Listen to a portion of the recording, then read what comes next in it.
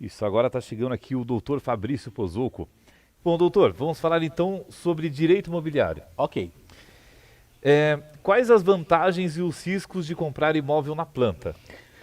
Olha, Thiago, imóvel na planta é uma coisa, principalmente aqui na nossa região, né, que explodiu. Tem bastante empreendimento imobiliário chegando.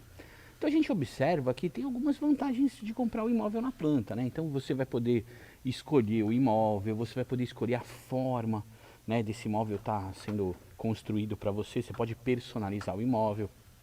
Geralmente os valores são um pouco mais baratos no começo. Então tem todo esse sistema bacana.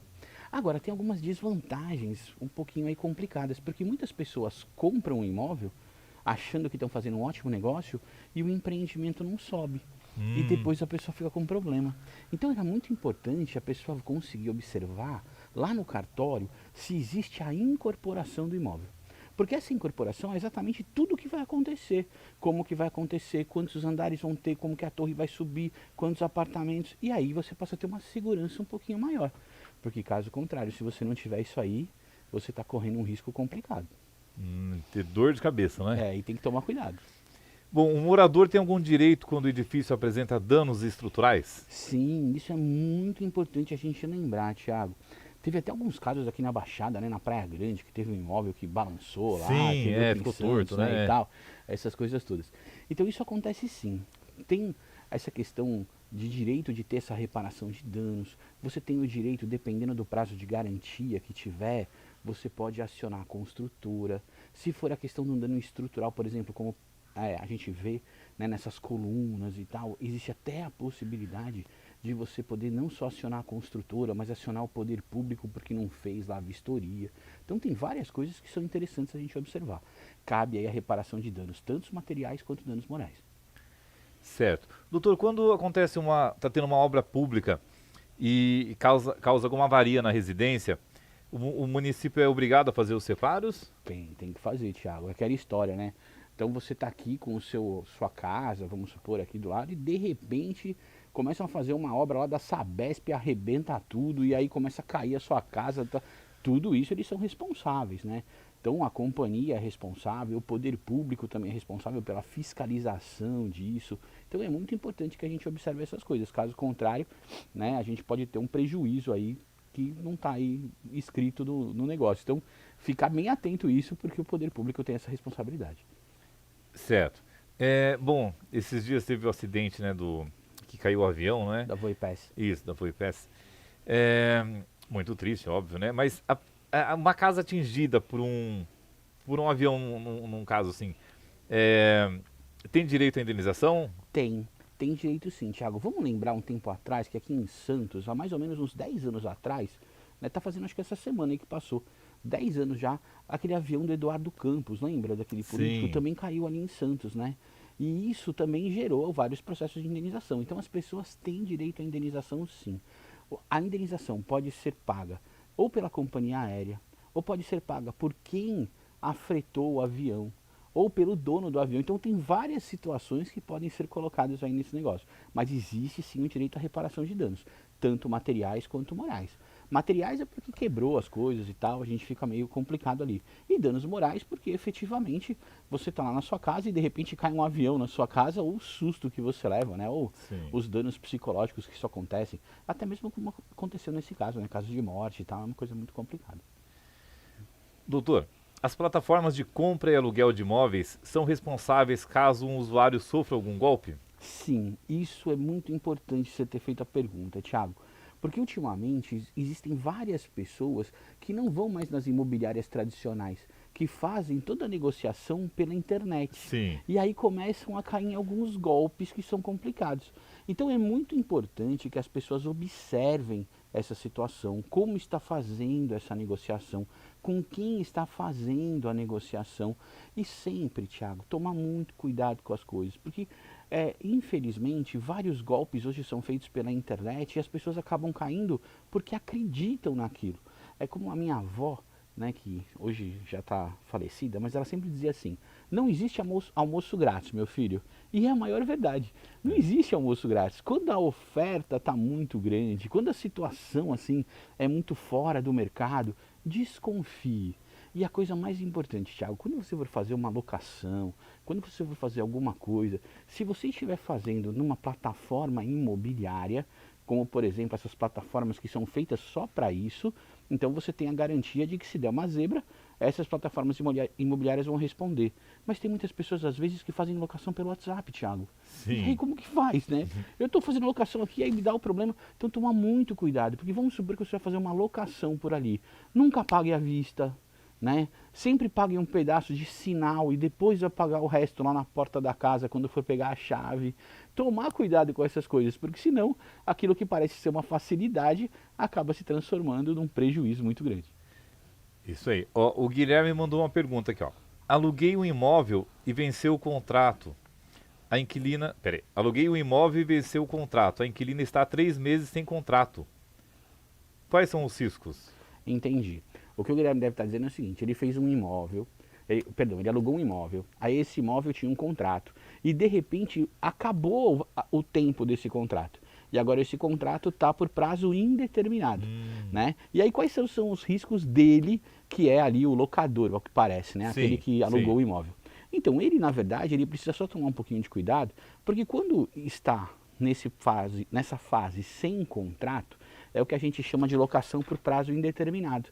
Então a pessoa pode, a qualquer momento, devolver o imóvel. E aí ele pode ter um problema em relação a isso. É importante também ele ver a questão se ele quer continuar com esse imóvel, como está a questão do fiador desse imóvel. Então tudo isso é importante, Thiago, para que essa locação fique tranquila aí com ele. Se não, caso contrário, ele pode ter alguns problemas. É lógico que a gente acredita, na verdade, que existe uma boa fé de todas as pessoas, mas infelizmente tem algumas pessoas que acabam aí se utilizando desses expedientes para dar uma pisadinha na bola aí com os locadores e tal. Então acho que ele tem que ficar aí antenado nesse detalhezinho aí. Certo. Então ele precisa fazer um novo contrato. Seria interessante que fizesse. Seria bem interessante. Se ele não fizer o contrato, ele vai continuar com esse por prazo indeterminado. Aí as regras do jogo mudam um pouquinho. Mas a regra, o que seria interessante é se ele fizesse esse novo contrato para garantir aí mais tanto tempo de locação. De repente ele quer fazer por mais um ano, por mais 2, por mais 3, aí fica mais tranquilo em relação a isso. Certo. O que fazer para o banco não tomar o imóvel por inadimplência? Essa é uma pergunta interessante e complicada, Thiago. Porque agora os financiamentos imobiliários são feitos, regra geral, de uma maneira um pouquinho diferente de como era antigamente. Antigamente se fazia por hipoteca, era tudo um contrato diferenciado. Agora se faz por alienação fiduciária. O que é isso? Só para você poder entender. Você fica, regra geral, é isso que a gente vai explicar. Não é bem assim, mas para ficar fácil para quem está assistindo a gente entender. Imagina o seguinte, você tem uma prestação para pagar. Passou lá 1, 2, 3 meses você não pagou a prestação, o banco não precisa nem entrar na justiça. O banco toma o seu imóvel diretamente através de um leilão feito de maneira extrajudicial, por cartório e tal. Então é uma coisa muito rápida agora, né? Então tem que tomar muito cuidado quando for fazer esse contrato de alienação fiduciária. A ideia é que você consiga fazer um planejamento muito importante, para que você não tenha problemas no pagamento. E se você observar alguma coisa nesse contrato que não está muito legal, já se adiante. Procure um advogado da sua confiança, procure a OAB da sua cidade, procure até o Ministério Público mesmo, para que você possa se antecipar à discussão de algum problema que possa ter futuro. Porque hoje, se você deixar vencer as prestações, não pagar, você vai ter um problema muito sério, porque o banco pode efetivamente tomar o bem rapidamente. Doutor, quando fica muito tempo assim sem pagar o IPTU, a casa também pode ir a leilão. Também pode. Quanto tempo? Então, é que ali, quando a gente fala de não pagar IPTU, não pagar o condomínio, isso são dívidas chamadas dívidas propter rem. Então, mas aí tem que ser um processo judicial.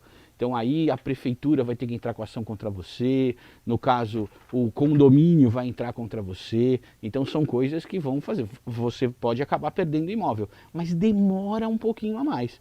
Agora, naquele primeiro caso que a gente está falando da alienação fiduciária, Thiago, em 3 meses você pode perder a casa. Nossa. Gente, então fiquem atentos, hein? É, Como chama? Alienação? fiduciária. Fiduciária. que é, na verdade, como se faz hoje os financiamentos imobiliários.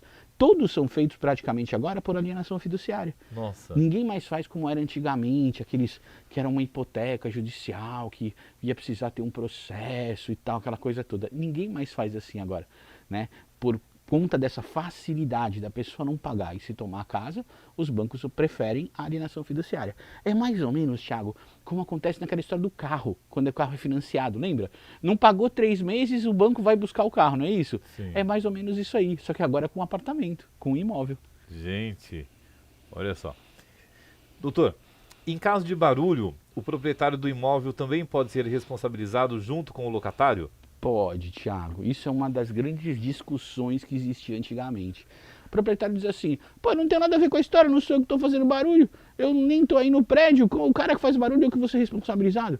É, Thiago, porque eu como locador, eu tenho responsabilidade com quem eu coloco dentro do imóvel.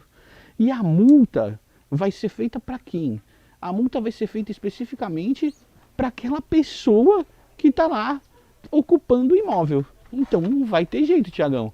O cara vai pagar tanto o locatário que fez o barulho, quanto o proprietário, que é o dono do apartamento, né? O prédio, quando fizer lá a multa, aquela história toda, ela não vai colocar na conta do locatário, ele vai colocar na conta do apartamento. E se o locatário não pagar, eu que sou o proprietário vou ter que pagar, não vai ter jeito. Nossa, então é um perigo, hein, para quem faz muito Airbnb, não é? Isso aí mesmo. É onde dá muito problema. Por isso que as pessoas precisam tomar muito cuidado, Thiago. É muito comum que as pessoas façam essa locação pelo Airbnb e às vezes elas não percebam alguns detalhes. Às vezes até o condomínio não sabe que a locação é por Airbnb. Por quê? Porque se o condomínio souber, muitas vezes não deixa fazer. Porque pode ter uma rotatividade muito grande de pessoas, pode acontecer de repente de ser mais fácil colocar ali algumas pessoas que vão assaltar o condomínio, aquela coisa toda. Então tem prédio que não deixa fazer locação pelo Airbnb. Então tem que tomar muito cuidado com isso, porque eu vou lá, fiz uma locação no Airbnb, aluguei uma cobertura no fim de semana para ficar lá, tudo legal, fiz uma baita de uma festa. Fui embora, a multa toda lá do barulho, de tudo aquilo que aconteceu, vai ficar pro proprietário. Eu, ó, já dei pista, mas o proprietário vai ter que pagar a conta. Bom, doutor, muito obrigado pela Eu que participação. agradeço, muito obrigado mesmo, viu? Eu que agradeço estar aqui com vocês, é muito legal sempre.